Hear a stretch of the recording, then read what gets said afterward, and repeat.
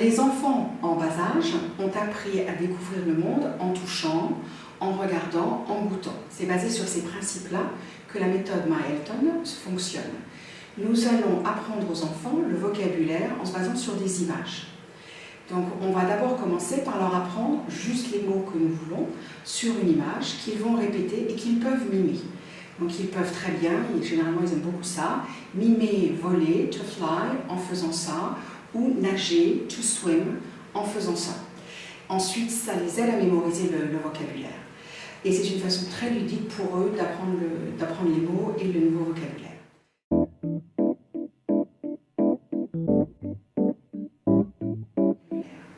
La même chose va s'appliquer sur les phrases. Les phrases vont être construites avec les images que les enfants ont apprises avant et ils vont lire les phrases avec les images. Certains vont avoir besoin de mimer pendant qu'ils disent les phrases et c'est tout à fait normal et c'est la meilleure solution pour eux. Et en faisant ça, les enfants vont mémoriser le vocabulaire, mémoriser les phrases et comprendre l'ordre qui est dans les phrases anglaises. Les mots sont toujours dans le même ordre en français, c'est la même chose en anglais. De visualiser les images va leur permettre que cela soit très clair pour eux.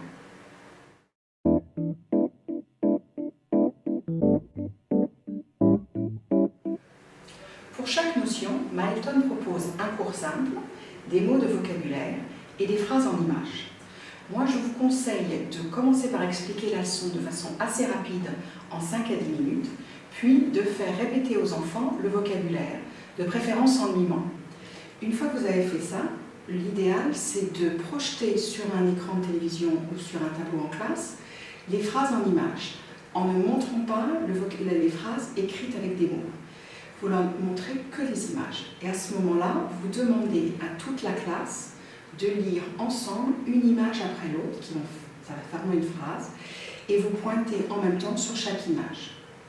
Une fois que vous avez fait ça sur quelques phrases, vous demandez aux élèves qui ont l'air d'avoir le mieux compris en classe de lire individuellement ou en groupe de 2 les phrases suivantes. Cela permet aux élèves qui ont plus de difficultés de s'approprier le nouveau vocabulaire et la tournure de phrase, et ainsi, à leur tour, de pouvoir faire les phrases correctement en se sentant en confiance.